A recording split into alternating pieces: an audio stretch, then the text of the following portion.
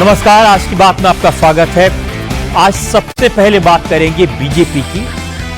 नितिन नवीन के बीजेपी अध्यक्ष बनने के 7 महीने बाद आज उनकी नई टीम का ऐलान हुआ। अब ये टीम उतनी नवीन नहीं है जितने अध्यक्ष नवीन है। इस टीम में पुराने अनुभवी नेताओं और यंग टैलेंट दोनों को एडजस्ट किया गया है। पुराने नेताओं में सबसे बड़ा नाम वसुंधरा राजे सिंधिया का है। 2 बार राजस्थान की मुख्यमंत्री रह चुकी हैं और संगठन में काम करने का भी उनका अच्छा खासा अनुभव है। दूसरा बड़ा नाम है केंद्रीय मंत्री पीयूष गोयल का, जो 2014 तक पार्टी के कोषाध्यक्ष थे। अब उन्हें फिर वही जिम्मेदारी दी गई है। पीयूष गोयल के लेट फादर वेद प्रकाश गोयल भी बीजेपी के ट्रेजरर रह चुके हैं। एक खबर जिसने सबको चौंकाया वो है बीजेपी के सोशल मीडिया के हेड अमित मालवीय की छुट्टी। अमित मालवीय हर रोज मीडिया में हर जगह एक्टिव रहते थे। उनके कमेंट बड़े तीखे होते थे, लेकिन उनकी परफॉर्मेंस को लेकर रोज पार्टी में सवाल उठाए जाते थे। स्मृति ईरानी, जो चुनाव हारने के बाद भी पार्टी में फुल ऑन एक्टिव थी, स्टार कैंपेनर हैं और वो सास भी कभी बहू थी के तुलसी के किरदार में भी फिर से नजर आने लगी हैं। अब जनरल सेक्रेटरी के रूप में लौटेंगी, उनका काम बढ़ जाएगा। आम आदमी पार्टी से आए संदीप पाठक को राष्ट्रीय सचिव बनाना भी चर्चा का विषय रहा। बीजेपी की नई टीम में यूपी, उत्तराखंड, गुजरात और पंजाब के नेताओं का खास ख्याल रखा गया है। नितिन नवीन की टीम में नौजवानों को जगह दी गई है। 65 में से 21 नेताओं की उम्र 50 साल से कम है। कुल 42 नेता 60 साल से कम उम्र के हैं। अब इसका क्या मतलब है, इसका क्या मैसेज है? नितिन नवीन की टीम में राज्यों का ख्याल किस तरह से रखा गया? अगले 4 साल में, माफ कीजिएगा, अगले साल यूपी में चुनाव होने वाले हैं, तो क्या इसीलिए यूपी के 2 मुस्लिम नेताओं को नितिन नवीन की टीम में जगह मिली है? बीजेपी की आईटी सेल में बदलाव क्यों किया गया? क्या छात्रों के आंदोलन का असर बीजेपी के संगठन पर दिखाई दे रहा है? इन सारे सवालों पर चर्चा करेंगे, लेकिन सबसे पहले आपको यह बता देता हूं कि बीजेपी की नई टीम क्या है, किसे क्या जिम्मेदारी मिली है। नितिन नवीन ने अपनी टीम में 13 वाइस प्रेसिडेंट, 8 जनरल सेक्रेटरी, 16 सचिव और 25 दूसरे मेंबर समेत कुल 65 लोगों को जगह दी है। इनमें 12 महिलाएं हैं। इस टीम में सबसे ज्यादा उत्तर प्रदेश से 8, मध्य प्रदेश से 6, महाराष्ट्र से 5, राजस्थान, उत्तराखंड, गुजरात से 4 और बिहार से 3 नेताओं को शामिल किया गया है। यूपी से 2 मुस्लिम चेहरों तारिक मंसूर और बासित अली को भी जगह दी गई है, जबकि 2 उपाध्यक्ष, 2 महासचिव, 2 सचिव और 2 मोर्चों के अध्यक्ष भी उत्तर प्रदेश से हैं। बीजेपी ने वंचित समाज के नेताओं को 40% भागीदारी दी है। नितिन नवीन की टीम में युवा और अनुभव का मिश्रण है। इस टीम की एवरेज एज 55 साल है। 40 साल से कम उम्र के 6, 40 से 49 साल के बीच के 15 और 50 से 59 साल की उम्र के बीच के 21 लोग टीम में शामिल किए गए हैं। मैं मानता हूं कि ये भाजपा के भविष्य की टीम है, भविष्य के भारत की टीम है और मैं इस टीम को बहुत शुभकामना देता हूं और कहीं ना कहीं माननीय प्रधानमंत्री के विजन को, प्रधानमंत्री के संकल्प को ये टीम जमीन स्तर पर लेके जाएगी और कार्यकर्ताओं के साथ एक संबंध, जनता के साथ संवाद और निश्चित रूप से एक संकल्प के साथ काम करेगी। नितिन नवीन ने अपनी टीम में जो 8 जनरल सेक्रेटरी बनाए हैं, उनमें से सबसे ज्यादा चर्चा स्मृति ईरानी की है। स्मृति ईरानी को 2 साल के बाद पार्टी में जिम्मेदारी मिली है। वो अमेठी से सांसद रह चुकी हैं। जब वो केंद्र सरकार में थी तो 5 मंत्रालय संभालने का अनुभव उनके पास है। अब यूपी से स्मृति ईरानी के अलावा हरीश द्विवेदी को भी पार्टी का महासचिव बनाया गया है। इनके अलावा विनोद तावड़े, सुनील बंसल और त्रिपुरा के पूर्व मुख्यमंत्री बिप्लब कुमार देव को फिर से महासचिव की जिम्मेदारी मिली है। विनोद तावड़े 2021 से बीजेपी के राष्ट्रीय महासचिव हैं। महाराष्ट्र से राज्यसभा सांसद हैं। फडणवीस की सरकार में मंत्री रह चुके हैं और विनोद तावड़े बिहार के प्रभारी थे और बिहार में बीजेपी ने शानदार जीत दर्ज की थी। उनके पास संगठन और सत्ता में काम करने का अच्छा खासा अनुभव है। बिप्लब कुमार देब ने बंगाल के चुनाव में बड़ी भूमिका निभाई थी और इसका उन्हें इनाम मिला है। राजस्थान बीजेपी के पूर्व अध्यक्ष और राज्यसभा सांसद सतीश पूनिया, मध्य प्रदेश से गजेंद्र पटेल, हरियाणा से संजय भाटिया, ये भी राष्ट्रीय महासचिव हैं। संजय भाटिया 2019 में करनाल से लोकसभा का चुनाव जीते थे और 2024 में उन्होंने मनोहर लाल खट्टर के लिए सीट खाली की थी। इसी साल पार्टी ने उन्हें राज्यसभा में भेजा और अब महासचिव बना दिया। हरीश द्विवेदी यूपी में बड़ा ब्राह्मण चेहरा है, बस्ती सीट से सांसद रह चुके हैं, 2024 से असम के प्रभारी हैं। देखिए, प्रदेश के संगठन की एक सीमाएं और मर्यादाएं होती हैं, लेकिन राष्ट्रीय स्तर के संगठन में शामिल होना सौभाग्य भी है और मैं समझता हूं कि जो अपेक्षाएं हैं पार्टी की उसको पूरा करने के लिए पार्टी ने सोचा है कि मैं राजस्थान से बाहर एक बड़े दायरे में काम करूं। अवसर मिला था हरियाणा का, बिहार का, दिल्ली का, उन सब अपेक्षाओं को पूरा किया। मैं समझता हूं कि मेरे लिए एक आनंद का, परिवार का, मित्रों का, कार्यकर्ताओं का कि उन्होंने मुझे इस योग्य समझा कि मैं पार्टी के केंद्रीय संगठन में अपनी भूमिका निभा सकूं, तो मेरे लिए सौभाग्य है। नितिन नवीन की टीम में 13 राष्ट्रीय उपाध्यक्ष बनाए गए हैं, इनमें 6 महिलाएं हैं। राजस्थान के पूर्व मुख्यमंत्री वसुंधरा राजे सिंधिया की उपाध्यक्ष के तौर पर संगठन में वापसी हुई है। वसुंधरा, जैसा मैंने आपको पहले बताया, 2 बार राजस्थान के मुख्यमंत्री रह चुके हैं, अटल जी की सरकार में मंत्री रह चुके हैं, झालरापाटन सीट से विधायक हैं और उनके बेटे दुष्यंत झालावाड़ 12 सीट से सांसद हैं।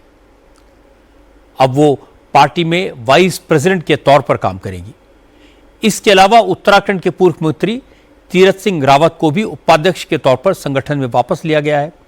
राव माधव पर भी पार्टी ने एक बार फिर से भरोसा जताया, उन्हें भी वाइस प्रेसिडेंट बनाया गया है। राम माधव पहले आरएसएस के प्रवक्ता रह चुके हैं और बीजेपी के महासचिव भी रह चुके हैं। जम्मू कश्मीर और नॉर्थ ईस्ट में संगठन को मजबूत करने में राम माधव ने काफी काम किया था। ओडिशा से बैजंत पांडा, आंध्र प्रदेश से डी पुरंदेश्वरी, यूपी से रेखा वर्मा और गुजरात से वर्षाबेन को भी उपाध्यक्ष बनाया गया है। महाराष्ट्र से डॉक्टर भारती प्रवीण पवार, पंजाब से मनप्रीत सिंह बादल, मध्य प्रदेश से लाल सिंह आर्य, कर्नाटक के एम नागराजा, पश्चिम बंगाल के मधुचंद्र कर को भी जगह मिली है। इनमें से बहुत सारे लोग प्रोफेशनल्स हैं। यूपी से तारिक मंसूर को दूसरी बार उपाध्यक्ष बनाया गया है। तारिक मंसूर ने उन पर जो भरोसा जताया उसके लिए प्रधानमंत्री मोदी और नितिन नवीन का आभार भी व्यक्त किया। उन्होंने कहा कि नितिन नवीन की नई टीम सबका साथ सबका विकास के मंत्र का सबूत है। प्रधानमंत्री का कहना हमेशा ये है कि सबका साथ सबका विकास। जितनी भी गवर्नमेंट की स्कीम्स चल रही हैं, किसी भी सेक्टर की हो, हेल्थ में हो, आवास योजना हो, गैस सब्सिडी हो, राशन डिस्ट्रीब्यूशन हो, सब जो है विदाउट डिस्क्रिमिनेशन चल रही है। इसमें सब लोगों को फायदा मिल रहा है। किसी भी रिलीजन का आदमी हो, किसी भी सेक्शन का हो, किसी भी कास्ट का हो, हर आदमी को एक समान देखा जा रहा है और सब लोग इससे फायदा उठा रहे हैं। तो हम लोग चाहते हैं कि भाई पूरी पार्टी चाहती है, सरकार चाहती है, प्रधानमंत्री चाहते हैं कि एक विकसित भारत बने 2047। इसके लिए हम सबको मिलकर काम करना होगा। नितिन नवीन की टीम में 16 सचिव होंगे। इनमें यूपी से डॉक्टर भोला सिंह और संगीता यादव को जगह मिली है। आम आदमी पार्टी छोड़कर बीजेपी में शामिल हुए संदीप पाठक को भी राष्ट्रीय सचिव बनाया गया है। तरुण चुग को सेंट्रल ऑफिस का प्रभारी बना दिया गया है। ओडिशा से आने वाले संबित पात्रा को नॉर्थ ईस्ट के कोऑर्डिनेशन का काम मिला है। दिल्ली से राजीव बब्बर नॉर्थ ईस्ट के ज्वाइंट कोऑर्डिनेटर बनाए गए हैं। बीजेपी आईटी सेल की जिम्मेदारी अमित मालवीय की जगह छत्तीसगढ़ से दीपक महस्के को दी गई है। उत्तराखंड के अनिल बलूनी बीजेपी के मीडिया कन्वीनर पहले की तरह बने रहेंगे। बीजेपी युवा मोर्चे की कमान गुजरात के हिमांग जोशी को दी गई है। छत्तीसगढ़ की रूप चौधरी को बीजेपी महिला मोर्चे का अध्यक्ष बनाया गया है। प्रायोरिटीज भारतीय जनता पार्टी की बिल्कुल स्पष्ट रहती है कि जनता की सेवा के लिए भारतीय जनता पार्टी को चुनाव जीतना है और प्रण प्राण से सोशल मीडिया के माध्यम से हम और हमारी पूरी टीम इसमें काम करेगी। रील्स की बात है, लोगों को सोशल मीडिया से वो वैसे ही जुड़े हुए हैं, तो उनके माध्यम में हम वहां तक पहुंचे, ये हमारी प्राथमिकता रहेगी। प्रोपेगेंडा भविष्य में भी आएगा, पहले भी हुआ है, लेकिन सत्य छुपता नहीं है। तो प्रोपेगेंडा से जरूर क्षणिक वातावरण बनता है, लेकिन लंबे समय तक अगर हम सही जवाब देते रहते हैं तो लोगों का भ्रम छटता है और भारतीय जनता पार्टी निश्चित रूप से उसी दिशा में चलेगी। नितिन नवीन की टीम में एक ऐसा नाम जिसकी किसी को अपेक्षा नहीं थी, जिसकी कहीं चर्चा नहीं थी, वो पीयूष गोयल का है। जैसा मैंने आपको बताया कि वो बीजेपी के कोषाध्यक्ष होंगे। पीयूष गोयल 2014 से मोदी सरकार में मंत्री हैं, चार्टर्ड अकाउंटेंट हैं, फाइनेंस को अच्छी तरह समझते हैं, इस समय कॉमर्स मिनिस्टर हैं। उनको बड़ी जिम्मेदारी दी गई है। राजस्थान से राजेश मंगल को संयुक्त कोषाध्यक्ष बनाया गया है। बीजेपी के नए पदाधिकारियों की पहली मीटिंग 22 अगस्त को दिल्ली में होगी। इस मीटिंग में नए ऑफिस बेयरर्स को उनकी जिम्मेदारियों के बारे में बताया जाएगा। और इस वक्त इंडिया टीवी के पॉलिटिकल एडिटर देवेंद्र पाराशर हमारे साथ हैं। देवेंद्र, इतना बड़ा फेरबदल हुआ है भारतीय जनता पार्टी में, तो क्या रिएक्शंस मिल रहे हैं आपको? रजत जी, जिस प्रकार से राष्ट्रीय अध्यक्ष बनाए गए थे नितिन नवीन एक सरप्राइज के तौर पे, और तभी ये समझ में आ गया था कि उनकी टीम भी जब बनाई जाएगी तो उसमें नयापन बहुत ज्यादा दिखाया जाएगा पार्टी की तरफ से, और वही हुआ। आज अगर मूड के हिसाब से बात करें तो पार्टी की जो पीस बैटरी है, यानी कि पार्टी चलाने की जो सबसे बड़ी जिम्मेदारी रहती है वो पार्टी के राष्ट्रीय महामंत्री पर रहती है। तो जिन 8 लोगों को महामंत्री बनाया गया है जनरल सेक्रेटरी ऑर्गेनाइजेशन के अलावा, तो उन 8 नाम की अगर बात करें तो पार्टी के भीतर जो लोग रहते हैं, आमतौर पे टीम बनती है, कोई सिलेक्शन होता है तो उसमें मिश्रित रिएक्शन आता है। आज का रिएक्शन ज्यादातर ये समझ में आ रहा है कि उनको ये समझ में आ रहा है कि हाँ, जो युवा लोग हैं उन्हें ही महामंत्री के तौर पर जगह दी गई है। बाकी मोर्चों को लेकर जरूर कुछ सवाल है, उपाध्यक्ष में कुछ सवाल हो जाता है, राष्ट्रीय सचिव को लेकर सवाल है, लेकिन जिन्हें महामंत्री बनाया गया है मोटे तौर पर एक आम ओपिनियन ये नजर आ रहा है, क्योंकि उसमें प्रूवन ट्रैक रिकॉर्ड वाले लोग हैं। जैसे रिपीट किया जाने में सुनील बंसल और विनोद तावड़े अपने आप में बहुत ताकतवर महामंत्री हैं, लंबा अनुभव उनके पास, उन्होंने ग्राउंड पे लगातार काम करके परफॉर्म करके रिजल्ट दिया हुआ है, तो उसमें किसी को संदेह ही नहीं था। स्मृति ईरानी की बात करें तो बहुत चर्चित चेहरा, तमाम योग्यताएं उनके अंदर है, जो कि पहले परफॉर्म लगातार कर चुकी हैं, तो उसमें भी किसी को कोई सरप्राइज नहीं। हरीश द्विवेदी लगातार हाल के वर्षों में पार्टी संगठन में उन्होंने अपनी अच्छी छवि बनाई है। तो ये सारे वो नाम है महामंत्री के तौर पर जो कि पार्टी के नेता बहुत बेहतर तरीके से इन निर्णयों को डाइजेस्ट कर रहे हैं। और ये एक बड़ी चीज होती है जब आप ऐसे फैसले लें जिस पर पार्टी के अन्य नेता और कार्यकर्ता उसको सही रूप में ले सकें, तो फिर कमांड करना आसान काम हो जाता है, और उस काम को महामंत्री के तौर पे कम से कम इस टीम को करती हुई पार्टी नजर आ रही है। बाकी जैसा कि मैंने बताया, कुछ मोर्चे कुछ अन्य नाम को लेकर वो संदेह किए जा रहे हैं, तो वो तो रहते ही रहते हैं किसी भी टीम में। दूसरी चीज रजत जी, जो कि निश्चित तौर पर जानने वाली बात ये रहेगी कि जैसे आपने बताया कि पीयूष गोयल जी को कोषाध्यक्ष बनाया जाना, तो आमतौर पर बीजेपी में जो ये चलता है कि एक व्यक्ति एक पद, इस मामले में जो सोर्सेज से हमें जानकारी मिल रही है वो ये अपवाद रहेगा। अपवाद इस लिहाज से भी रहेगा कि पहले भी 2014 से 2019 तक पीयूष गोयल कोषाध्यक्ष और केंद्र में मंत्री दोनों काम कर चुके हैं, दोनों जिम्मेदारी का निर्वाह कर चुके हैं। अभी की जरूरत फिर उसी रूप में है और दोनों ही काम वो आगे करते रहेंगे। सोर्सेज से जो हमें जानकारी मिली उसके हिसाब से हमें बताया गया कि अब के समय में बीजेपी की जो फाइनेंशियल व्यवस्था है बहुत सारे कॉर्पोरेट हाउस से भी बहुत बड़ी हो गई है, और ऐसे में एक पूरे विंग की जरूरत थी जो कि इसको प्रोफेशनली ठीक तरीके से चला सके, और उस लिहाज से पीयूष गोयल जी जैसे बेहतर व्यक्ति पार्टी के संगठन में नहीं थे। और पीयूष गोयल और राजेश मंगल ये दोनों ही जाने जाते हैं बहुत क्विक डिसीजन लेने के लिए। राजेश मंगल की बात करें तो पेशे से चार्टर्ड अकाउंटेंट हैं, विद्यार्थी परिषद के व्यक्ति हैं, और ऑलरेडी फाइनेंस का काम बीजेपी में लगातार देख रहे हैं सालों से, तो उस लिहाज से ये फैसला किया गया है। बाकी टीम की अगर बात करें तो सोशल मीडिया को लेकर रजत जी निश्चित तौर पर न सिर्फ यहाँ पर पार्टी के भीतर या आम लोगों में, बल्कि अलग अलग राज्यों के मुख्यमंत्री भी इस बात की शिकायत कर रहे थे कि हमारी सोशल मीडिया की टीम, राष्ट्रीय टीम जो है वो ठीक तरीके से काम नहीं कर रही है, और उस बैकग्राउंड में ये समझा जा रहा था कि सोशल मीडिया में आमूल चूल परिवर्तन किया जाएगा, और वो आमूल चूल परिवर्तन किया गया है। रजत जी, देवेंद्र पाराशर, आपने सारे सवालों के जवाब मेरे बिना पूछे दे दिए, बहुत बहुत शुक्रिया। अब इससे बड़ी क्लैरिटी हुई कि किस तरह से टीम बनाई गई, किन किन लोगों को जिम्मेदारी दी गई, और आने वाले दिनों में उसका क्या असर होगा। बहुत बहुत शुक्रिया। बीजेपी के संगठन की नई टीम आने वाले 3 साल में होने वाले चुनावों को ध्यान में रखकर बनाई गई है।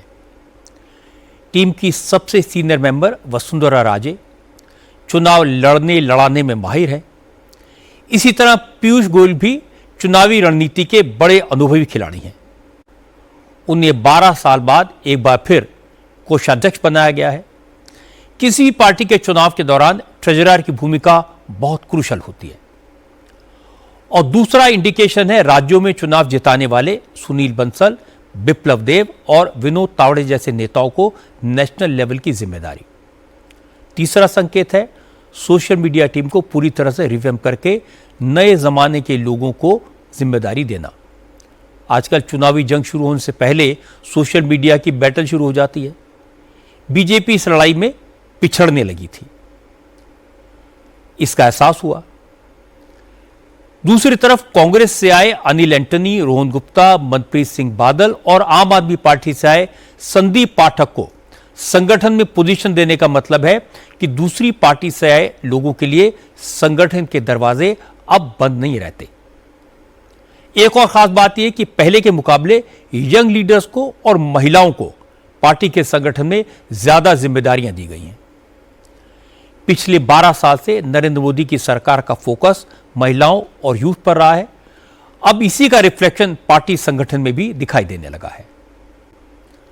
अब झारखंड की बात करते हैं। झारखंड में कॉम्पिटिटिव एग्जाम में गड़बड़ियों और घोटालों का दायरा लगातार बढ़ता जा रहा है। लोक सेवा आयोग के बाद अब कर्मचारी चयन आयोग यानी जीएसएससी की सीजीएल परीक्षा में स्कैम को लेकर सीआईडी ने बड़ी कार्रवाई शुरू की है। सीआईडी की टीम ने आज रांची के नामकुंड इलाके में जीएसएससी के हेडक्वार्टर पर रेड की। जीएसएससी के सचिव सुधीर गुप्ता से आज लंबी पूछताछ हुई। इससे पहले सीआईडी ने जेपीएससी की deputy controller of examination Shweta Gupta से भी सवाल जवाब किए हैं। श्वेता गुप्ता ने परीक्षा में गड़बड़ी करने की बात स्वीकार की है, लेकिन उन्होंने सरकारी भर्तियों में घोटाले के लिए जेपीएससी के पूर्व अध्यक्ष एल ख्यांगते को जिम्मेदार बताया है। श्वेता गुप्ता ने कहा कि उन्होंने 11वीं और 13वीं जेपीएससी परीक्षा के रिजल्ट आयोग के पूर्व अध्यक्ष एल ख्यांगते के कहने पर पब्लिश किए थे। इन दोनों एग्जाम में गड़बड़ी करने के बावजूद एल ख्यांगते बच गए, लेकिन जेपीएससी की 14वीं परीक्षा में हुआ घोटाला उन पर भारी पड़ गया। 22 जुलाई को एल ख्यांगते ने इस्तीफा दिया और 10 अगस्त को सीआईडी ने उन्हें अरेस्ट कर लिया। ख्यांगते पर आरोप है कि उन्होंने 2 करोड़ रुपए की रिश्वत लेकर ब्लैक लिस्टेड कंपनी टीडीपीएल को झारखंड की सरकारी नौकरियों में भर्ती के एग्जाम करने का कॉन्ट्रैक्ट दिया। ख्यांगते ने टीडीपीएल से डील की थी कि कंपनी को सरकारी खजाने से जितना भुगतान होगा उसका 20% ये कंपनी ख्यांगते को देगी।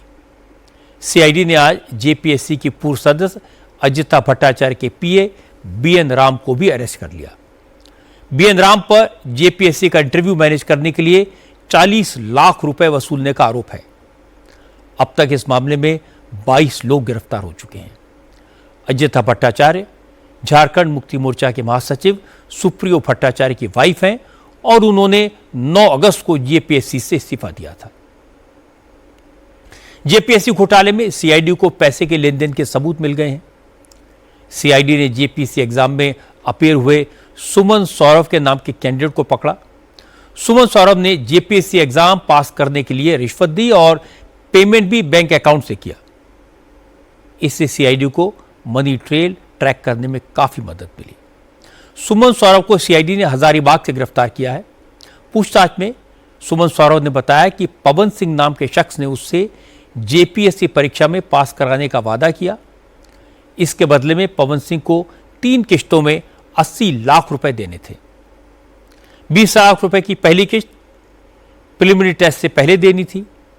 अगर प्री का एग्जाम क्लियर हो जाता तो मेन एग्जाम से पहले 40 लाख रुपए का भुगतान करना था। इसके बाद बाकी बचे 20 लाख रुपए इंटरव्यू से पहले दिए जाने थे। सुमन सौरभ ने प्रीलिम्स पास किया तो पवन सिंह पर उसका यकीन बढ़ गया। सुमन ने पवन को 16 लाख रुपए दिए। ये पेमेंट 5 इंस्टॉलमेंट्स के बैंक अकाउंट के जरिए हुई। सुमन सौरभ ने पूछताछ में बताया कि वो पहले भी 2 बार जेपीएससी और 1 बार जीएसएससी सीजीएल का एग्जाम दे चुका था। तीनों बार फेल हो गया, जबकि उसके कई साथी सेलेक्ट हो गए। इस बार जेपीएससी के एग्जाम से पहले वो पवन सिंह के कॉन्टैक्ट में आया। पवन सिंह से डील हो गई। पवन ने सुमन से कहा कि एग्जाम में वो 19 सवालों के जवाब OMR शीट में भरे जिनके जवाब उसे आते हैं, बाकी सवालों को अटेम्प्ट ही ना करे। 19 अप्रैल को बोकारो के एग्जाम सेंटर में सुमन सौरभ का एग्जाम हुआ। पहली पाली की परीक्षा में उसने OMR शीट में सिर्फ 38 और दूसरी वाली पाली में सिर्फ 48 सवालों के जवाब दिए, बाकी OMR शीट खाली छोड़ दी। इसके बाद भी वो पास हो गया, लेकिन रिजल्ट आने के बाद सुमन सौरभ की खाली छोड़ी गई OMR शीट लीक हो गई। जांच हुई, CID ने सुमन सौरभ को अरेस्ट कर लिया और सारी सच्चाई सामने आ गई। अब तो ये क्लियर हो गया कि झारखंड में सरकारी नौकरियों की बंदरबाट हुई। इस घोटाले में वही एजेंसी इन्वॉल्व थी जिससे सरकार ने एग्जाम कंडक्ट कराने का ठेका दिया था। इसीलिए सरकार ने JPSC का एग्जाम तो रद्द कर दिया, लेकिन आंदोलन कर रहे छात्र चाहते हैं कि सरकार GSSC CGL का एग्जाम भी रद्द कर दे और पूरे मामले की जांच CBI को सौंपे, लेकिन सरकार इसके लिए तैयार नहीं है। स्टूडेंट्स की डिमांड को लेकर सरकार कितनी नॉन सीरियस है, इसका एक और सबूत आज देखने को मिला। झारखंड सरकार ने आज छात्रों के 2 डेलीगेशंस को बातचीत के लिए बुलाया था। दोपहर 2 बजे का टाइम दिया गया था। अफसर सरकारी गाड़ी लेकर छात्रों को लेने जयपाल मुंडा स्टेडियम पहुंच गए थे, लेकिन उसी समय अफसरों के पास एक फोन आया। बताया गया कि मंत्रियों का ग्रुप अभी बातचीत के लिए तैयार नहीं है, इसलिए छात्रों को थोड़ी देर बाद बुलाया जाएगा। और इसके बाद से छात्र सरकार के बुलावे का इंतजार कर रहे हैं। आंदोलन करने वाले छात्रों ने धमकी दी है कि अगर कल तक कोई फैसला नहीं हुआ तो फिर 20 अगस्त को CM आवास का घेराव किया जाएगा। कुछ प्रदर्शनकारियों ने कहा कि अब तक स्टूडेंट गांधी जी की राह पर चल रहे हैं, लेकिन अगर सरकार को नहीं बदला तो छात्रों को भगत सिंह वाला रास्ता पता है। यस और नो पर बात होगी। हमारी बात अगर आप मान रहे हैं तो यस कीजिए, हम लोग आंदोलन को समाप्त करेंगे। अगर हमारी बात पर आप नो कीजिएगा, हम लोग आंदोलन को और तेज गति से लेंगे। गांधी की विचारों के साथ साथ अब हम लोग भगत सिंह के भी रास्तों पर चलेंगे। अफसोस सिर्फ इतना बात का होगा कि भगत सिंह को फांसी पर चढ़ाने वाले अंग्रेज थे, गैर थे, और हम पर लाठियां और गोलियां चलाने वाली हमारे ही चुने हुए प्रतिनिधि होंगे। बहुत लेट कर दिया इन लोग। ये आंदोलन का ही असर है कि आज जगह जगह रेड पड़ रहा है और उनसे पूछताछ किया जा रहा है। सचिव जो है सुधीर गुप्ता जी, उन पर करप्शन का अगर सबसे ज़्यादा उन पर लगा दिया जाए धारा तो भी कम पड़ेगा।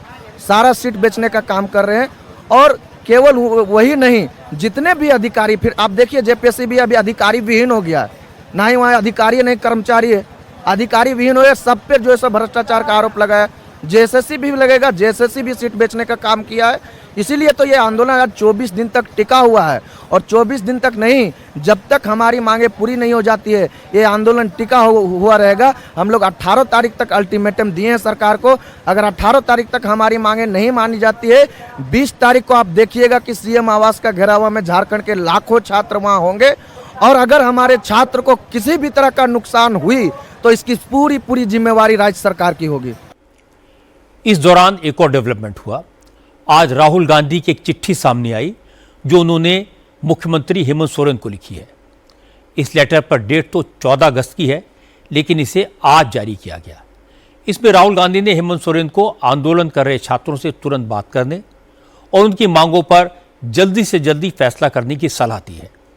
राहुल ने लिखा कि आंदोलन कर रहे छात्रों की मांगे जायज़ हैं, छात्रों को अपनी बातें कहने का पूरा हक है, उनका आंदोलन शांतिपूर्ण है, इसलिए उनके साथ किसी तरह की सख्ती ठीक नहीं है।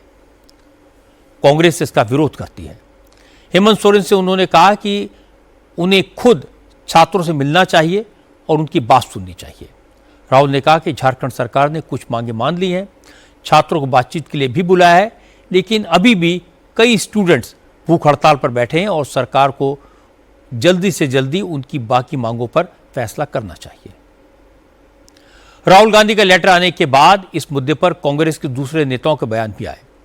रंजीता रंजन ने कहा कि झारखंड सरकार में सहयोगी होने के बावजूद इस मुद्दे पर उनकी पार्टी छात्रों के साथ है। मुख्यमंत्री हेमंत सोरेन को छात्रों से मिलना चाहिए। बिल्कुल, हेमंत सोरेन जी को हम लोगों के साथ हैं, अलायंस में हैं हम लोग, लेकिन छात्रों की जो मांगे हैं, जो एजुकेशन सिस्टम है, जिस तरह से पेपर लीक हो रहा है, जिस तरह पूरे देश के छात्रों के फ्यूचर से खेला जा रहा है, तो इसके लिए राहुल गांधी ने चिट्ठी लिख के ये साबित किया और अपना पक्ष क्लियर कर दिया कि छात्रों के मामले में कोई भी पक्ष या विपक्ष या राजनीति नहीं है, हम छात्रों के साथ खड़े हैं। और मुझे लगता है कि सीएम साहब उसको बहुत गंभीरता से लेंगे और जो राहुल जी ने रिक्वेस्ट करी है कि आप पर्सनल भी लिए, तो मुझे लगता है उनको मिलना चाहिए और छात्रों के जो बातें हैं और जो उनके साथ अन्याय हो रहा है उसको पूरा फुलफिल करेंगे। लेकिन बीजेपी के नेताओं ने कहा कि झारखंड सरकार की नीयत साफ नहीं है। हेमंत सोरेन मामले को लटकाकर छात्रों के सब्र का इम्तिहान ले रहे हैं। पूर्व मुख्यमंत्री बाबूलाल मरांडी ने कहा कि अगर हेमंत सोरेन की सरकार ईमानदार है, भर्तियों के घोटाले में सरकार के मंत्री इन्वॉल्व नहीं है, तो सीबीआई जांच की सिफारिश मानने में क्या दिक्कत है? देखिए, हमें लगता है कि सरकार की नीयत साफ नहीं है, सिर्फ बच्चों को टहला रहे हैं।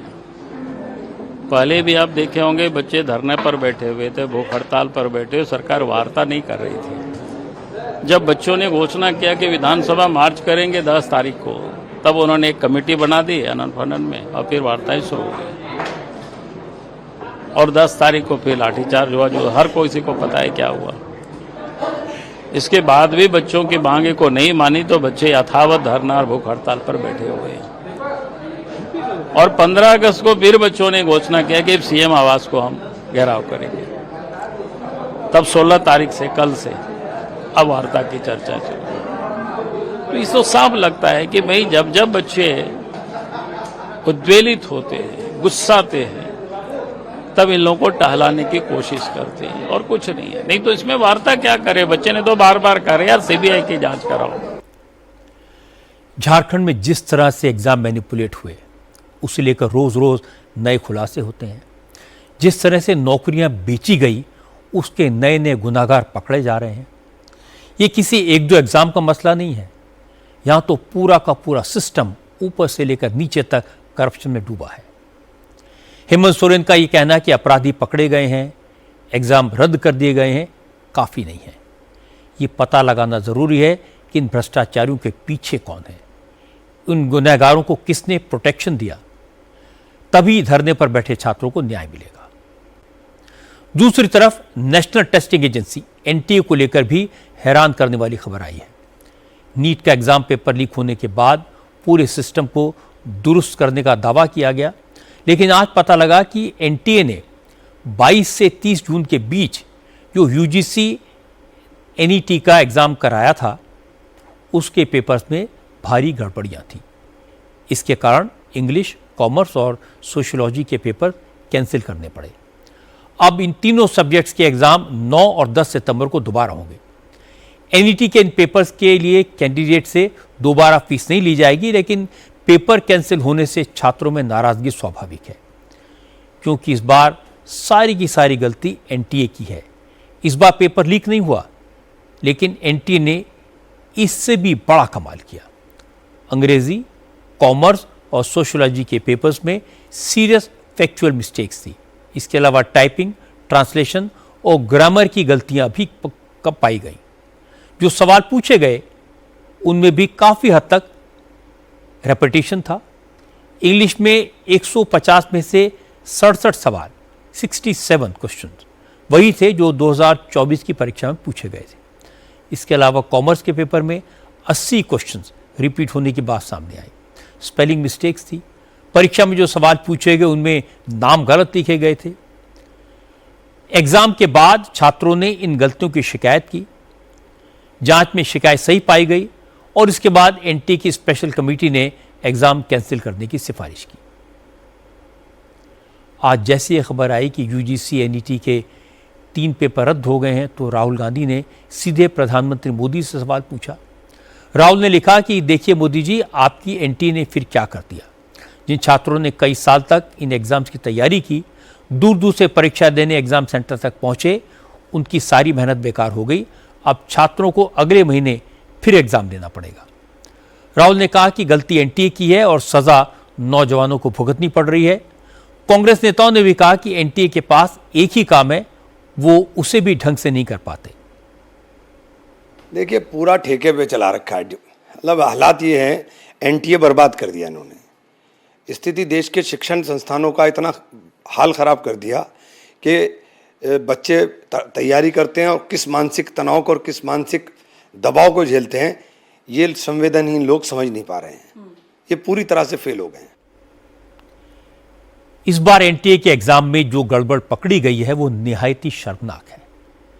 पिछली बार जब पेपर लीक हुआ था तो एक बार के लिए बेनिफिट ऑफ डाउट दिया जा सकता था कि पेपर सेट करने वाले बेईमान हो गए, ट्रांसलेट करने वालों ने लीक कर दिया, पता ही नहीं चला। पर टाइपिंग, ग्रामर, इसकी गलती करना, सवालों को दोहराना, यह बताता है कि एनटीए के अधिकारी कितने लापरवाह हैं। वो बार बार गड़बड़ करते हैं और परेशानी स्टूडेंट्स को होती है।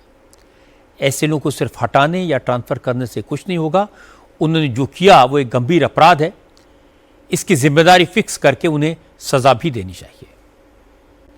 आज महाराष्ट्र से भी एग्जाम में गड़बड़ी की खबर आई। महाराष्ट्र के कई जिलों में कल बॉम्बे हाई कोर्ट में क्लर्क की भर्ती के लिए टाइपिंग टेस्ट था। छत्रपति संभाजीनगर, नांदेड़, वाशिम, भंडारा और कल्याण समेत कई एग्जामिनेशन सेंटर्स में हजारों छात्र टेस्ट देने पहुंचे, लेकिन परीक्षा शुरू होते ही सिस्टम फेल हो गया। कई एग्जाम सेंटर्स पर कंप्यूटर, माउस और कीबोर्ड ने काम करना बंद कर दिया। सर्वर डाउन होने और टेक्निकल फॉल्ट की वजह से परीक्षा शुरू होने के 10 मिनट के अंदर कंप्यूटर्स डेड हो गए। कई परीक्षा केंद्रों पर उम्मीदवारों की कंप्यूटर स्क्रीन ब्लैंक हो गई, जिससे वो टाइपिंग टेस्ट पूरा नहीं कर पाए। कई एग्जाम सेंटर्स पर हंगामा हुआ। कल्याण में छात्रों ने एक जज की गाड़ी रोक दी। करीब 2 घंटे तक जज साहब छात्रों के बीच फंसे रहे। छात्रों की मांगे कि परीक्षा एक बार फिर से कराई जाए।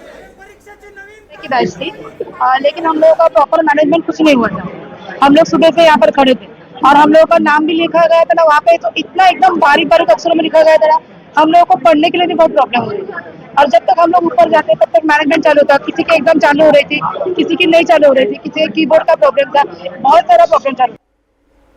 बॉम्बे हाईकोर्ट के लिए क्लर्क की करीब 1300 पोस्ट के लिए टाइपिंग टेस्ट हुआ था।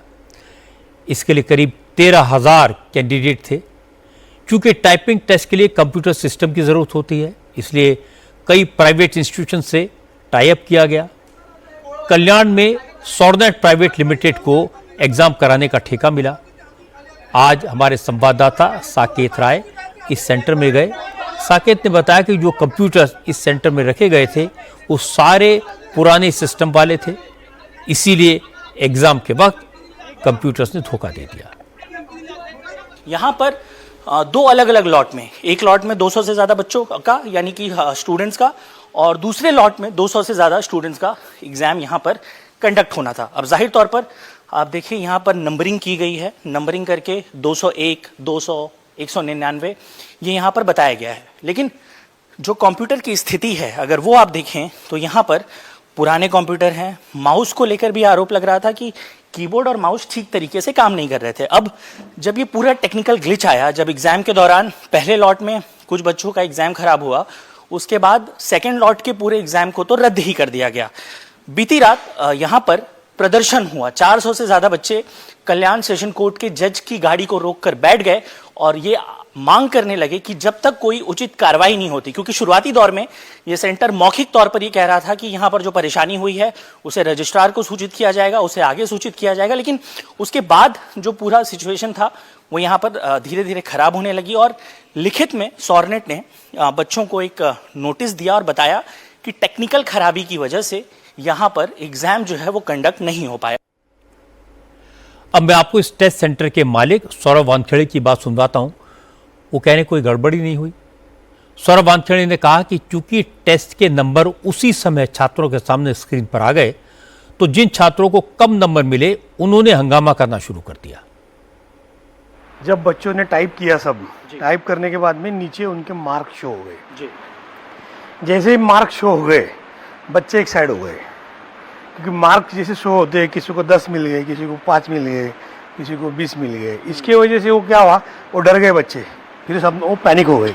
जैसे ही पैनिक हो गए उन्होंने हल्ला मचाना शुरू कर दिया और वो बाहर निकलने के लिए तैयार नहीं थे। तो मैंने उनको ट्राई किया कि भाई आप निकल जाओ, सेकंड शिफ्ट शुरू होने दो, लेकिन बच्चों ने सुना नहीं कोई बात। मेरे यहाँ कोई प्रॉब्लम नहीं, सारे कीबोर्ड नए हैं, सिस्टम नया है, एसी है, फैन है, लाइट है, सारी फैसिलिटी मेरे यहाँ। हम वो कंप्यूटर देख रहे थे, उस कंप्यूटर पर धूल जमा है सर। नहीं तो अभी जस्ट सर कल के दिन जो है ना सर, एक दिन में उतनी धूल जमा हो गई। मैं आपको लैब दिखा सकता हूँ सर, देखो लैब, मेरा लैब पूरा आप चेक कर लो। एक्चुअली ये जो था ना कल, इतना हुड़दंग था कि बच्चों का क्राउड इतना ज्यादा था, इनको कंट्रोल करना हमारे बस में क्या, पुलिस की भी बस में नहीं था। लाइन ऑर्डर भी थक चुका था। रात के अंदर 2 बजे तक हम लोग सोए नहीं रात को। हमारा अगर लैब अगर खराब होता तो उसी वक्त बच्चे हमको बोलते, हम तुरंत उनको चेंज करके दे देते। हालांकि इसी सेंटर के जूनियर स्टाफ ने हमारे संवाददाताओं को बता दिया कि कंप्यूटर्स में गड़बड़ी तो हुई थी, सिस्टम अचानक बंद हो गए थे, इसलिए हंगामा शुरू हुआ। जैसे एग्जाम में गड़बड़ी की खबर फैली तो कॉकरोच जनता पार्टी के फाउंडर अभिजीत दिपके एक्टिव हो गए। वो औरंगाबाद में ही रहते हैं, इसलिए वो प्रोटेस्ट करने वाले छात्रों के बीच पहुंच गए और अभिजीत ने कहा कि देश का एग्जाम सिस्टम पूरी तरह बर्बाद हो गया है और सरकार की कमियों का खामियाजा देश के नौजवान भुगत रहे हैं, इसे बर्दाश्त नहीं किया जाएगा। तो ये तो इन बच्चों का फेलियर नहीं, ये सिस्टम और सरकार का फेलियर है जो ऑनलाइन एग्जाम नहीं ले पा रही है।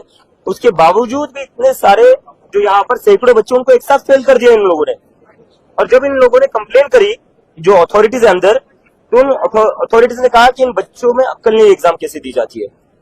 तो अथॉरिटीज में इतनी ज्यादा अक्ल है इन बच्चों से, तो अपनी अक्ल का थोड़ा इस्तेमाल करते, पहले से अच्छे कंप्यूटर्स लगा देते, पहले से ही फंक्शनिंग कीबोर्ड लगा देते, पहले से ही जो सर्वर है वो ठीक कर देते, अगर इनमें इतनी ज्यादा अक्ल है तो। और अभी स्टूडेंट्स के साथ बहुत दूर दूर से स्टूडेंट्स आए, पूरे महाराष्ट्र भर से स्टूडेंट्स ये एग्जाम देने आए थे। अभी मैंने बात करी तो कोई अमरावती से आया है, कोई बीड से आया है, कोई लातूर से आया है, अंबेजोगाई से आया है। तो ये बच्चे कहाँ जाएंगे, अब क्या करेंगे? ये क्या ऐसे ही फेल का सर्टिफिकेट लेकर अपने घर जाएंगे? क्या बोलेंगे घर पर जाकर? कोई बता रहा है 6-7 महीने से प्रिपेयर कर रहे थे एग्जाम के लिए, अब घर जाकर क्या दिखाएंगे मुंह माँ बाप को कि मैं फेल हो गया एग्जाम में, और एग्जाम में क्यों फेल हो गया? सर्वर काम नहीं कर रहा था। तो ये सरकार की गलती है। बॉम्बे हाईकोर्ट ने माना कि टाइपिंग टेस्ट के दौरान कई जगह गड़बड़ी की खबरें मिली हैं। हाईकोर्ट के अफसर पूरे मामले को एनालाइज कर रहे हैं। हाईकोर्ट की तरफ से कहा गया कि इस बात की जांच हो रही है कि किस लेवल पर गड़बड़ी हुई। अगर बड़े पैमाने पर सिस्टम फेल हुआ तो एग्जाम दोबारा कराया जाएगा। अब राजनीतिक दल भी छात्रों के समर्थन में कूद पड़े। शरद पवार की पार्टी के विधायक रोहित पवार ने कहा कि टाइपिंग टेस्ट दोबारा होना चाहिए और जिन सब स्टैंडर्ड कंप्यूटर्स को एग्जाम करने के लिए लाया गया था उनके सेंटर्स को सिस्टम से बाहर करना चाहिए। सब बच्चों का वहां पे कहना है कि ये एग्जाम री होनी चाहिए, और ये जो कॉन्ट्रैक्ट दिया गया था एक प्राइवेट एजेंसी को दिया था। अभी हम सबकी मांग है कि एग्जाम री एग्जाम होनी चाहिए। उसी के साथ ये जो प्राइवेट थर्ड क्लास कंपनी को जो काम दिया जाता है, जो एक्चुअली सॉफ्टवेयर चलना भी चाहिए, कंप्यूटर भी चलना चाहिए, जो अनफॉर्चुनेटली नहीं चलते, उसके कारण जो बच्चों को वहां पे मानसिक वहां पे टेंशन आता है या प्रेशर आ जाता है, जिसके कारण आपने नीट में भी देखा था, सुसाइड भी हुए थे। ये जो प्रेशर एक गलत तरीके से एग्जाम जो महाराष्ट्र में लिए जा रहे हैं उसके कारण हो रहा है, उसका हम विरोध करते हैं। टाइपिंग टेस्ट का ये एग्जाम इस बात का एग्जाम्पल है कि जहां जहां प्राइवेट एजेंसीज को एग्जाम कंडक्ट कराने की जिम्मेदारी दी जाती है वहां गड़बड़ होती है। वो एग्जाम सेंटर बनाते हैं, वहां कंप्यूटर्स लगाते हैं, सिस्टम खड़ा करते हैं, लेकिन छात्रों की संख्या के हिसाब से इंतजाम नहीं किए जाते।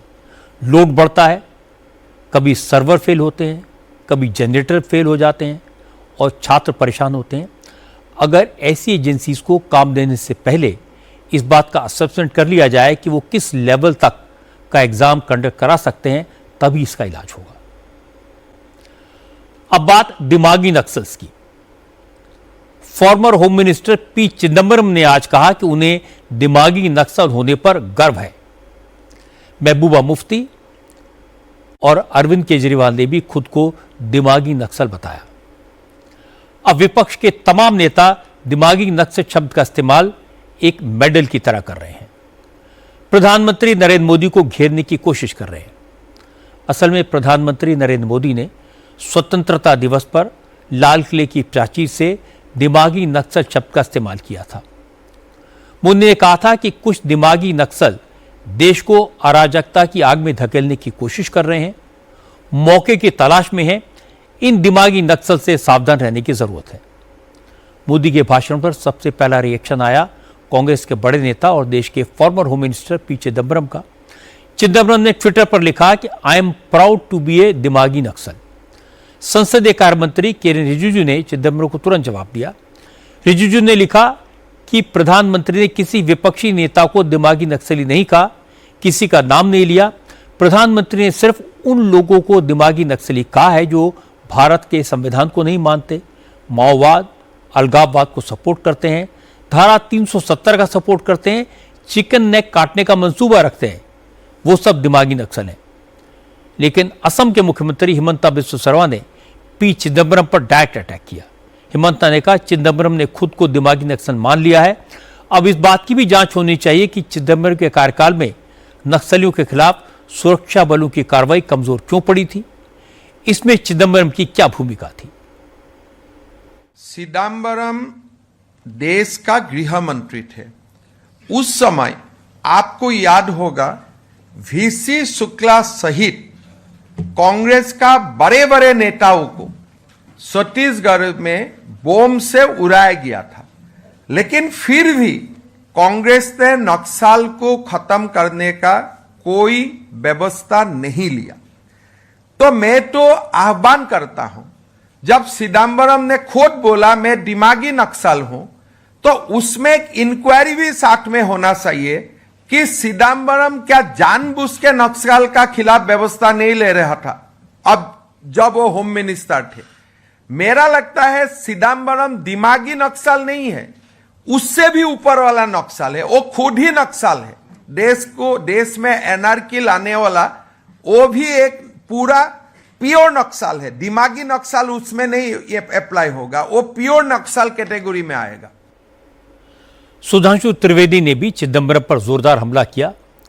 सुधांशु त्रिवेदी ने कहा कि प्रधानमंत्री मोदी ने किसी का नाम नहीं लिया, लेकिन जिस तरह कांग्रेस के नेताओं को दर्द हुआ उससे साफ है कि नक्सलियों का हमदर्द कौन है। सुधांशु त्रिवेदी ने कहा कि कांग्रेस ने नक्सलियों को पाला पोसा, अब अमित शाह ने देश को नक्सल मुक्त कर दिया, इसलिए चिदम्बरम और कांग्रेस पार्टी बेचैन है। पूर्व प्रधानमंत्री डॉक्टर मनमोहन सिंह ने 13 अप्रैल 2006 को कहा था, मैं कोट कर रहा हूं, it would not be an exaggeration to say that the problem of Naxalism is the single biggest internal security challenge ever faced by our country. अर्थात उन्होंने कहा कि इसको कहने में अतिशयोक्ति नहीं होगी कि नक्सलवाद का खतरा भारत के इतिहास में आज तक आंतरिक सुरक्षा के लिए उत्पन्न सबसे बड़ा खतरा है। तो मैं कांग्रेस से पूछना चाहता हूं कि डॉक्टर मनमोहन सिंह सही हैं या आज के आपके स्वघोषित दिमागी नक्सली चिदम्बरम साहब। मैं यह भी कहना चाहता हूं, वो लोग जो कहते हैं कि संसद से समाधान नहीं निकलेगा, सड़क से समाधान निकलेगा, वो है दिमागी नक्सल। जो ये कहते हैं कि संसद में रेजिस्टेंस से चीजें तय होंगी, वो है दिमागी नक्सल। और ये यूपीए सरकार की super cabinet national advisory council के सदस्य रह चुके हैं। कि माननीय प्रधानमंत्री जी ने जो संकेत दिया है, यह बहुत सहज और स्वाभाविक है। इसके लिए किसी को दिमाग पे जोर लगाने की जरूरत नहीं है, सिर्फ आंख खोलकर देखने की जरूरत है, उसे दिखाई पड़ेगा कि दिमागी नक्सल कौन है। दिमागी नक्सल वो है जिसको हाफिज में साहब नजर आता है, याकूब मेनन में जुडिशियल किलिंग नजर आती है, जिसको ओसामा में जी नजर आता है, जिसको जाकिर नायक में शांति का मसीहा नजर आता है, जिसको इशरत जहां में बेटी नजर आती है, बुरहान वानी में भटका हुआ नौजवान नजर आता है, और भारत के सेना अध्यक्ष में सड़क छाप गुंडा नजर आता है। यह है वो दिमागी नक्सल। लेकिन कांग्रेस के तमाम नेताओं ने चिदम्बरम के बयान को सपोर्ट किया। इमरान मसूद ने कहा कि प्रधानमंत्री मोदी जिस दिमागी नक्सल का जिक्र कर रहे हैं, उसका सबसे बड़ा सेंटर बीजेपी है। इस नस्ल के लोग सिर्फ बीजेपी में मिलते हैं। जिस नस्ल की बात वो कर रहे हैं ना, दिमागी नक्सलवाद, वो उस नस्ल के लोग सिर्फ बीजेपी में मिलते हैं, जो सड़क पर नफरत बांटते हैं, जो सड़क पर चलते हुए लोगों को पीटते हैं, जो धर्म के नाम पर नफरत फैला करके जिस धर्म के अंदर प्रेम का पाठ पढ़ाया जाता हो वो नफरत का पाठ पढ़ाते हैं। जिस धर्म के अंदर सहिष्णुता हो, जिस धर्म के अंदर ये कहा गया हो वासुदेव कुटुंबकम, वो उसके अंदर एक दूसरे मजहब के मानने वाले लोगों के लिए नफरत बढ़ते हैं। ये नक्सलवाद के लोग आपके यहाँ हैं, उस दिमागी नक्सलवाद के लोग हमारे यहाँ नहीं हैं। इसके बाद जम्मू कश्मीर की पूर्व मुख्यमंत्री महबूबा मुफ्ती ने भी कहा कि वो आर्टिकल 370 को सपोर्ट करती हैं, इसलिए वो भी दिमागी नक्सल हैं। फिर अरविंद केजरीवाल ने एक वीडियो स्टेटमेंट जारी किया और कहा जो भी बीजेपी के खिलाफ बोलता है, जो भी देशहित की बात करता है, बीजेपी उसे देशद्रोही और नक्सली साबित करने की कोशिश करती है, लेकिन वो इससे डरने वाले नहीं हैं। प्रधानमंत्री जी के हिसाब से दिमागी नक्सली कौन है? जो इस देश में प्रश्न उठाने की हिम्मत करता है, प्रधानमंत्री जी के हिसाब से वो दिमागी नक्सली है। जो सड़ी गली व्यवस्था को बदलना चाहता है, जो अच्छे सरकारी स्कूल चाहता है, जो अच्छे सरकारी अस्पताल चाहता है, जो बिजली चाहता है, पानी चाहता है, सीवर चाहता है, ड्रेनेज चाहता है, अच्छी व्यवस्था चाहता है, भ्रष्टाचार मुक्त भारत का सपना देखता है, वो प्रधानमंत्री जी के हिसाब से दिमागी नक्सली है। जो प्रधानमंत्री जी से और बीजेपी से डरता नहीं है, जो एक विकसित भारत का सपना देखता है, वो प्रधानमंत्री जी के हिसाब से दिमागी नक्सली है। आज अगर भगत सिंह जिंदा होते तो प्रधानमंत्री जी भगत सिंह को भी दिमागी नक्सली बोलते। आज अगर बाबा साहब अंबेडकर जिंदा होते, जिन्होंने सबकी बराबरी के लिए लड़ाई लड़ी थी, तो बाबा साहब अंबेडकर को भी प्रधानमंत्री जी नहीं छोड़ते, उनको भी प्रधानमंत्री जी दिमागी नक्सली बोलते। मैं प्रधानमंत्री जी को कहना चाहता हूं कि मैं अरविंद केजरीवाल आपके हिसाब से दिमागी नक्सली हूं, क्योंकि मैं देशभक्त हूं और मुझे इस बात का गर्व है। दिमागी नक्सल के मुद्दे पर योग गुरु रामदेव का बयान भी आया। उन्होंने प्रधानमंत्री मोदी के बयान को सपोर्ट किया। स्वामी रामदेव ने कहा कि उन्हें सियासी बयानबाजी से कोई लेना देना नहीं है, लेकिन वो इतना जरूर कहेंगे कि लोकतंत्र में अराजकता के लिए कोई जगह नहीं है, हिंसा का कोई स्थान नहीं है। कुछ लोग बौद्धिक दृष्टि से वितंडा, बौद्धिक अराजकता देश में फैलाना चाहते हैं, वो ठीक नहीं है। बाकी तो राजनीतिक स्टेटमेंटों के पचड़े में मैं नहीं पढ़ना चाहता, लेकिन बौद्धिक अराजकता ये अलोकतांत्रिक है। हमें आंदोलन भी करना, अपनी बात भी कहनी है, तो लोकतांत्रिक, संवैधानिक, नैतिक, आध्यात्मिक, मानवीय मूल्यों के दायरे में अपनी बात करनी चाहिए। बौद्धिक अराजकता किसी भी तरह की ठीक नहीं होती है। बाकी तो लोकतंत्र है, हर एक को बात कहने की आजादी है, लेकिन वो आजादी किसी भी तरह से देश की बर्बादी के लिए नहीं होनी चाहिए। जंगल वाले नक्सल और शहर वाले नक्सल में फर्क होता है। जंगल वाला बम बंदूक से अराजकता फैलाता है और शहर वाला मॉडर्न टूल्स का इस्तेमाल करके दिमाग से दंगा फैलाता है। जंगल वाला नक्सली बैलेट के बजाय बंदूक से सरकारें बदलने की कोशिश में लगा रहा, सफल नहीं हो पाया। अब दिमागी नक्सली ईवीएम के बजाय सड़कों पर दंगा फसाद करा के सरकार बदलने का सपना देखते हैं। दिमागी नक्सली डिसएग्रीमेंट को डिमीन करने का लाइसेंस समझते हैं। उस संविधान का नाम लेकर संसद, जुडिशरी, इलेक्शन कमीशन, मीडिया, हर इंस्टीट्यूशन को डिस्क्रेडिट करने में पूरा दिमाग लगाते हैं। असल में ऐसे लोग किसी की रिस्पेक्ट नहीं करते और उस व्यक्ति को जिससे समाज हीरो मानता है, उसकी इमेज डैमेज करने में जान लगा देते हैं। ऐसे लोग हर पॉलिटिकल पार्टी में घुस गए हैं।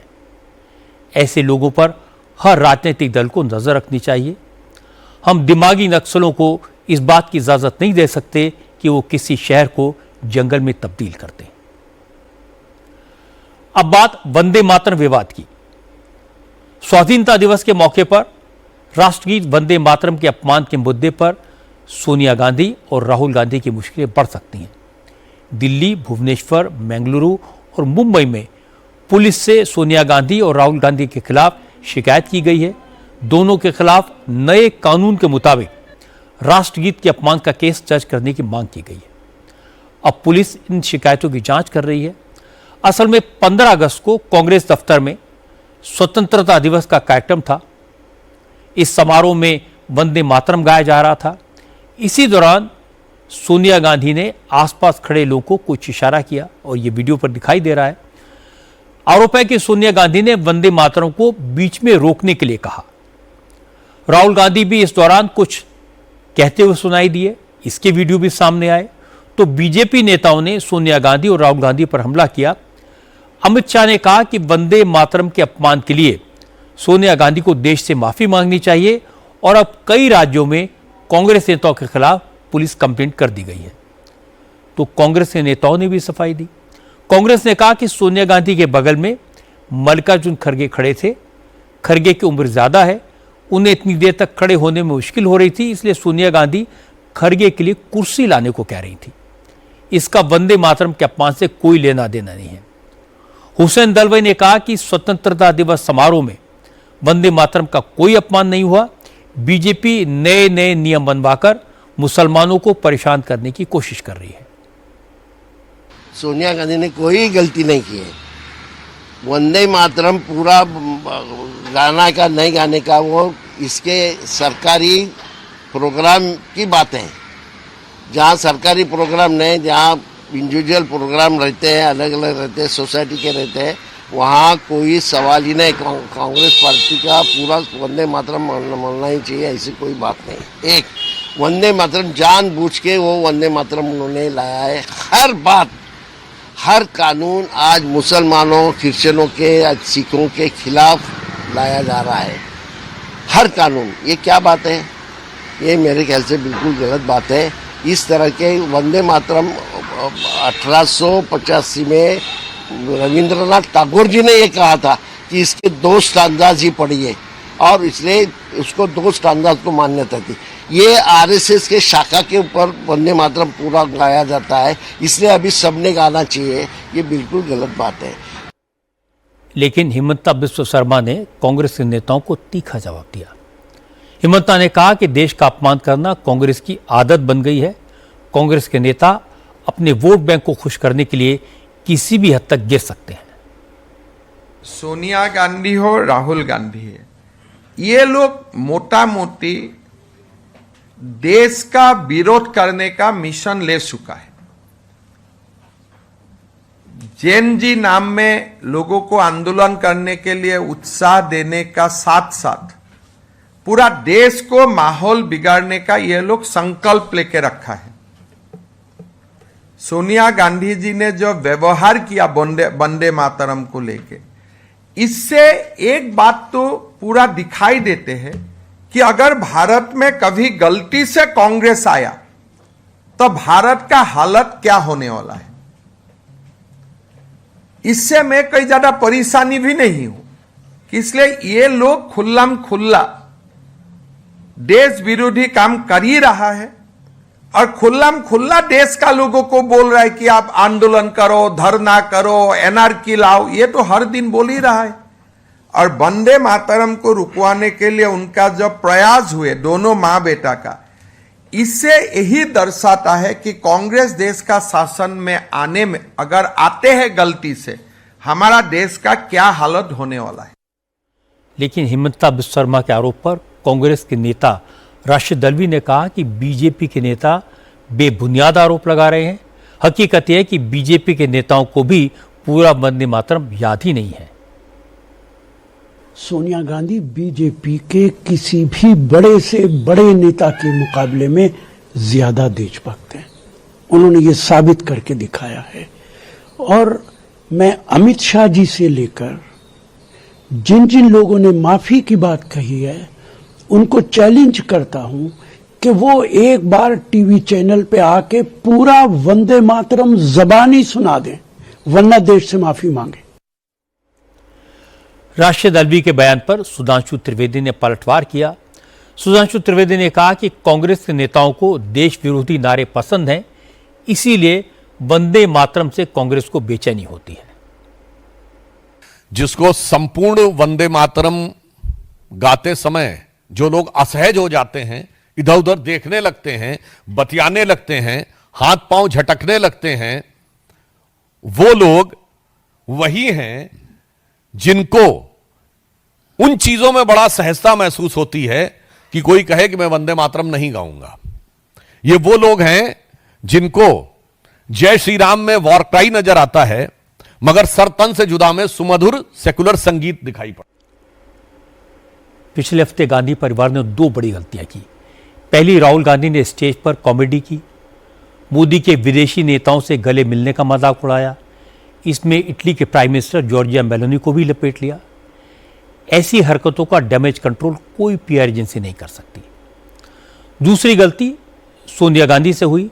जब वंदे मातरम का चौथा स्टंजा गाया जाने लगा, मां दुर्गा का नाम आया तो उन्होंने अचानक आपा खो दिया।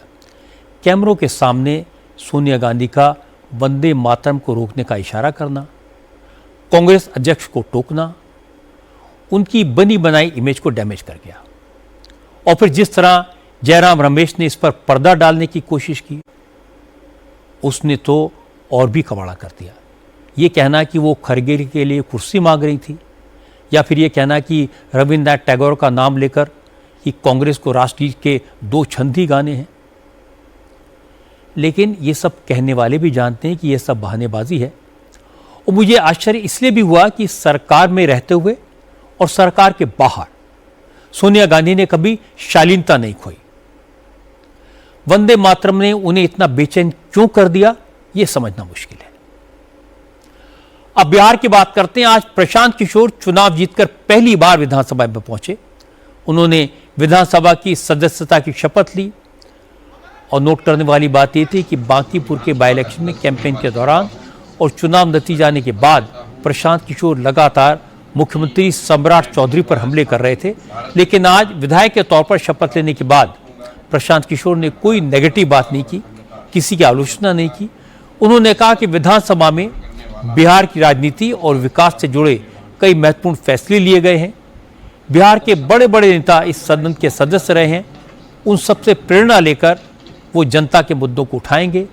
शपथ लेने के बाद प्रशांत किशोर ने भारत रत्न कर्पूरी ठाकुर से लेकर नीतीश कुमार, लालू यादव, केदार पांडे, रामविलास पासवान और सुशील मोदी जैसे नेताओं के नाम लिए और कहा ये सारे नेता अलग अलग पार्टियों से थे, अलग अलग विचारधारा से थे, लेकिन सब ने बिहार के विकास के लिए काम किया। वो भी इन सबके पदचिन्हों पर चलेंगे। बिहार के जिस सदन में भारत रत्न कर्पूरी ठाकुर जी, श्री कृष्ण बाबू, अनुग्रह नारायण साहब, नीतीश कुमार जी, लालू जी, केदार पांडे साहब, रामविलास पासवान जी और सुशील कुमार मोदी जैसे लोग सदस्य के तौर पर काम कर चुके हैं, उस सदन का सदस्य बनना मेरे लिए गौरव की बात है। साथ ही ऐसे वो सैकड़ों विधायक या सदन के सदस्य जिन्होंने अपने जीवन के बहुमूल्य साल इस समाज और राज्य की बेहतरी के लिए समर्पित किया है, उन सब से प्रेरणा लेकर बिहार के समाज और राज्य के लिए कुछ कर सके, यही सोच लेकर आज यहाँ से जा रहे हैं। बांकीपुर का एक चुनाव जीतने के बाद प्रशांत किशोर बिहार में हीरो बन गए हैं। आज भले उन्होंने सम्राट चौधरी का नाम लिया हो, लेकिन उनका फोकस सम्राट चौधरी पर ही है। और वो बार बार बताते हैं कि सम्राट चौधरी न पढ़े लिखे हैं, न कॉम्पिटेंट हैं। जब तक वो बिहार के मुख्यमंत्री रहेंगे, राज्य का भला नहीं होगा। और ये बात धीरे धीरे लोगों के गले उतरने लगी है। बिहार में प्रशांत किशोर अकेले सम्राट चौधरी के नाक में दम कर देंगे। अभी अभी झारखंड से बड़ी खबर आई है। मुख्यमंत्री हेमंत सोरेन ने बड़ा ऐलान किया है। हेमंत सोरेन ने कहा कि टीडीपीएल की सारी परीक्षाएं रद्द होंगी। उन्होंने कहा कि सरकार समस्याएं सुलझाना चाहती है।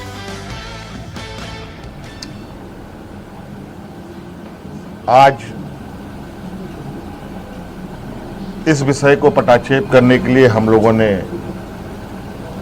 कैबिनेट की विशेष बैठक की। इस बैठक में उन सभी चीजों का समाधान निकालते हुए हम लोगों ने निर्णय लिया है कि टीडीपीएल द्वारा किए गए परीक्षाएं, टीडीपीएल के द्वारा प्रकाशित रिजल्ट और टीडीपीएल द्वारा जो भी अभ्यर्थी चुने गए हैं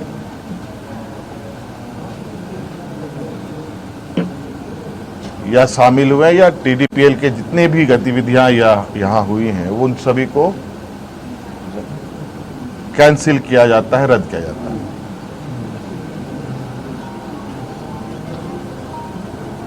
और नौजवानों में सबसे बड़ा जो मुझे लगता है कि मुख्य मांग उनका सबसे प्रमुख मुख्य मांग रहा है जेपीएससी सीजीएल के संदर्भ में। चूंकि हमने उसमें भी एक हमारे मंत्रीगणों ने आश्वस्त किया था, इस विषय की जांच चल रही है।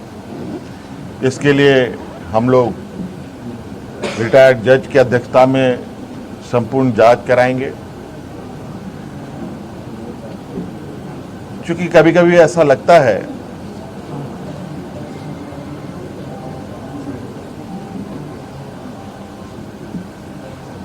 कि हम ही सही हैं, कभी कभी ऐसा लगता है कि छात्र भी सही हैं। इन दोनों के बीच में फर्क करना थोड़ा कठिन हो जाता है। और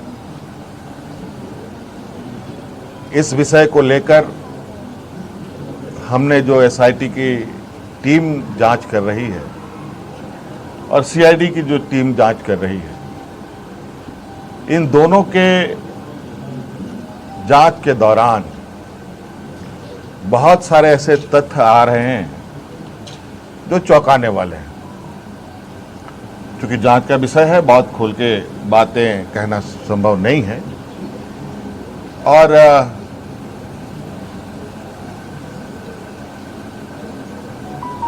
कुछ लोग जो सीजीएल में नियुक्त हुए हैं। हेमंत सोरेन के ऐलान पर छात्रों का रिएक्शन भी सामने आया है।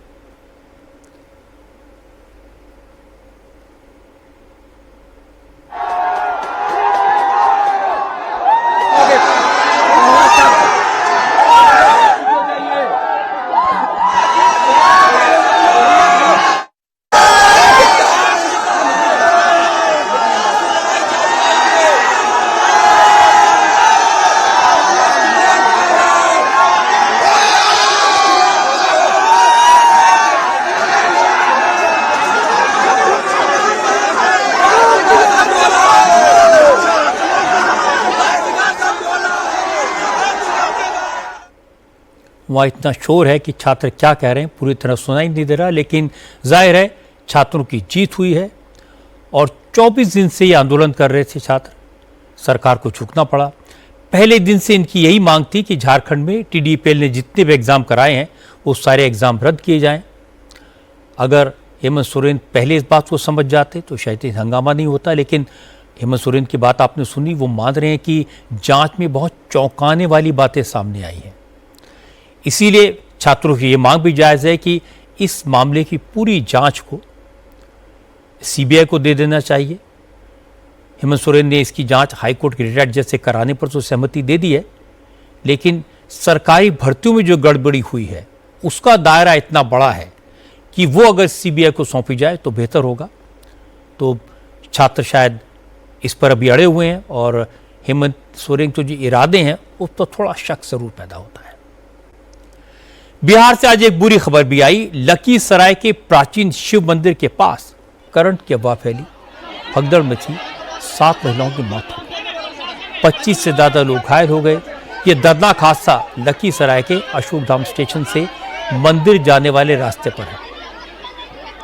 दरअसल आज सावन का तीसरा सोमवार है। भारी संख्या में श्रद्धालु अशोकधाम में जल चढ़ाने के लिए पहुंचे थे। उसी समय अशोकधाम रेलवे हॉल्ट पर भक्तों से भरी 2 ट्रेनें आ गई। इलाके में श्रद्धालुओं की संख्या अचानक बढ़ गई। प्रशासन ने रेलवे हॉल्ट से मंदिर तक सड़कों के दोनों तरफ बैरिकेड लगाए हुए थे। भीड़ की वजह से रोड के एक तरफ का बैरिकेड टूट गया। बगल में ही बिजली का एक पोल था। भीड़ के धक्के से बिजली का खंभा गिर गया और उसी वक्त किसी ने अफवाह फैला दी कि बिजली के पोल में करंट आने से कई लोग घायल हो गए। इलाके में करंट फैल गया। इस अफवाह के कारण भगदड़ मची और कुछ महिलाएं सड़क के किनारे बने गड्ढे में गिर गईं। उनके ऊपर कुछ और लोग गिर गए।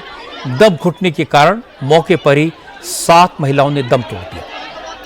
हालांकि कुछ ही देर में मौके पर मौजूद पुलिसकर्मियों ने सिचुएशन को संभाला, घायलों को हॉस्पिटल ले गए।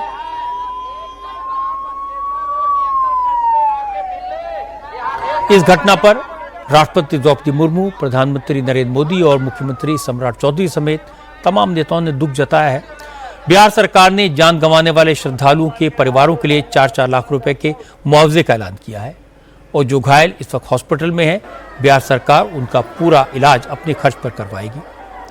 हॉस्पिटल में एडमिट लोगों ने बताया कि पता नहीं किसने करंट लगने की अफवाह फैलाई, इसीलिए भीड़ कंट्रोल से बाहर हो गई।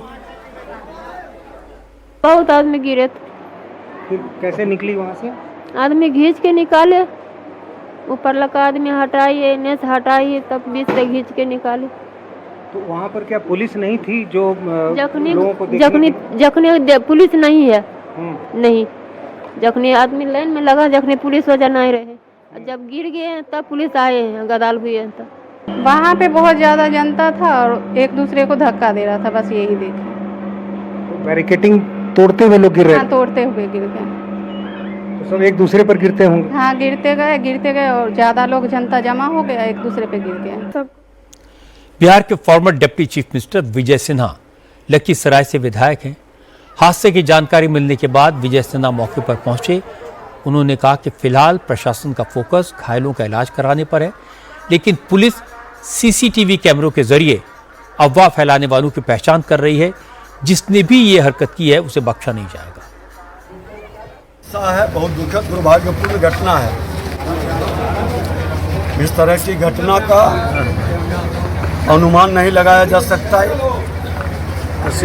अब कहीं बिजली का खंभा बारिश के कारण गिरा और लोगों ने करंट का अफवाह उड़ा करके जो लीक पर चलने वाले लोग थे भगदड़ मचा दिए। ग्रामीण महिलाएं करंट से बचने के लिए इधर उधर तितर बितर होने में गिरे, उस भगदड़ में छप गए हैं। कि अफवाह उड़ाने वाले इस तरह के सीसीटीवी कैमरे में चिन्हित किया जाएगा। इस तरह के अराजक तत्व के लोगों को कार्रवाई भी की जाएगी।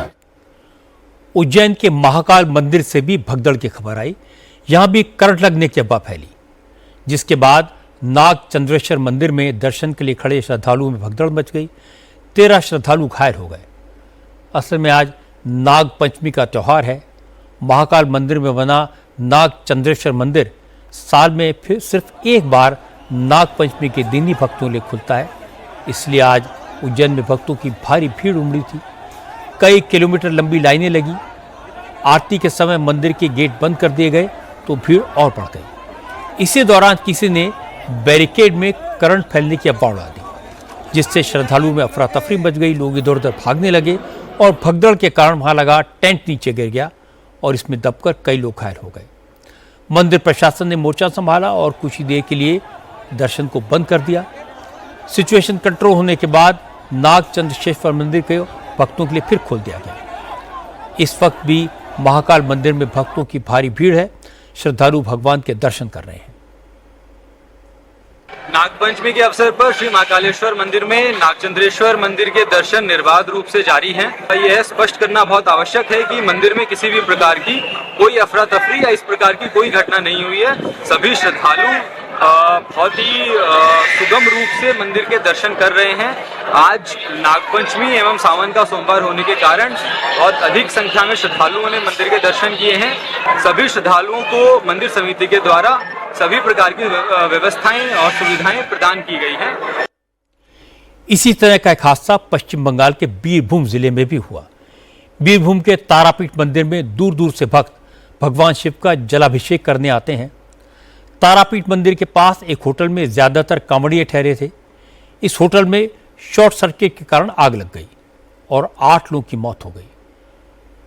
हादसा बिहार का हो, उज्जैन का या बंगाल का, जो लोग इन दुर्घटनाओं का शिकार हुए वो आम लोग थे, भक्त थे, उनका कोई कसूर नहीं था। सरकार को इन हादसों से सबक लेना चाहिए और ऐसे प्रयास करने चाहिए कि जिससे भविष्य में इस तरह के हादसे ना हो, इंतजामात बेहतर हों। असम में कानूनी तौर पर तलाक लिए बगैर दूसरी शादी करने वाले सरकारी कर्मचारियों की 20% सैलरी अब पहली वाइफ के अकाउंट में ट्रांसफर कर दी जाएगी। आज मुख्यमंत्री हिमंता बिस्वा शर्मा ने यह ऐलान कर दिया। हिमंता ने कहा कि उनकी सरकार प्राइवेट सेक्टर में काम करने वाले लोगों को भी इस नियम के दायरे में लाने पर विचार कर रही है। कर्मचारी कभी भी बहु विवाह नहीं कर सकता है।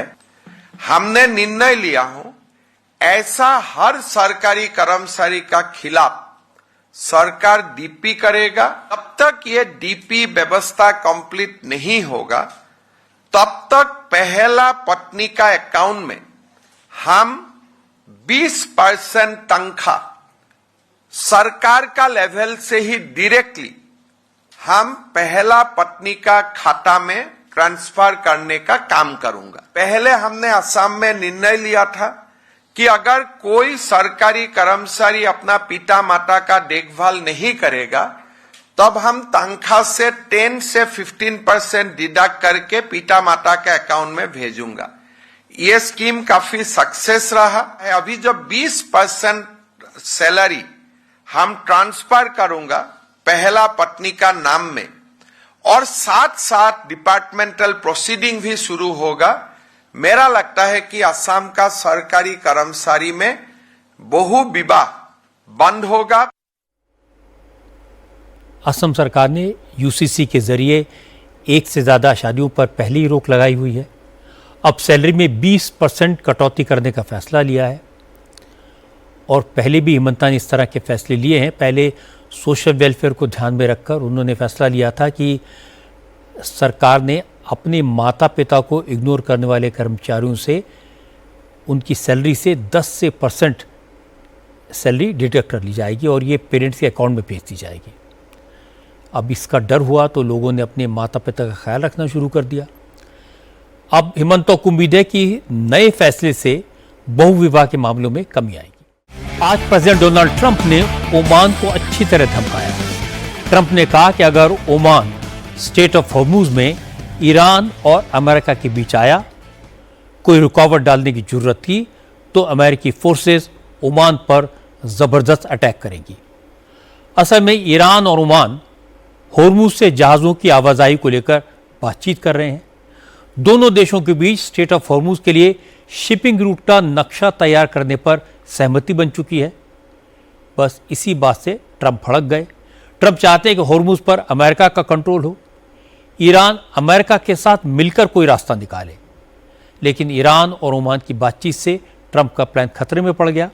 इसलिए आज ट्रंप ने ओमान को धमकाने की कोशिश की। ओमान में अमेरिका का मिलिट्री बेस है। ईरान के साथ जंग के दौरान अमेरिकी फोर्सेस इस बेस का लगातार इस्तेमाल कर रही हैं। इसके बाद भी ओमान को ट्रंप की धमकी हैरान करने वाली है। अमेरिका और ईरान के बीच जो 60 दिन का टेम्परेरी सीज फायर हुआ था वो भी आज खत्म हो रहा है, लेकिन इस दौरान जंग खत्म करने को लेकर दोनों देशों के बीच कोई सॉलिड बातचीत नहीं हो पाई। हालांकि आज ट्रंप ने दावा किया कि अमेरिका IRGC के साथ बैक चैनल से बात कर रहा है। ट्रंप ने कहा कि अब ईरान के पास सरेंडर करने के अलावा और कोई रास्ता नहीं बचा। बेहतर होगा कि ईरान की फोर्सेस अमेरिका के सामने घुटने टेक दें। आखिर में एक नजर कल की बड़ी खबरों पर। महाराष्ट्र के लोकल बॉडी इलेक्शन में OBC आरक्षण लागू करने के मामले पर कल सुप्रीम कोर्ट में सुनवाई हुई। योगी आदित्यनाथ कल दिल्ली में जापान के कारोबारियों से यूपी में निवेश पर बात करेंगे। मुंबई में BST के कर्मचारी कल से अनिश्चितकालीन हड़ताल पर जाएंगे। और मौसम विभाग ने कल देश के 25 राज्यों में तेज बारिश और आंधी तूफान की चेतावनी दी।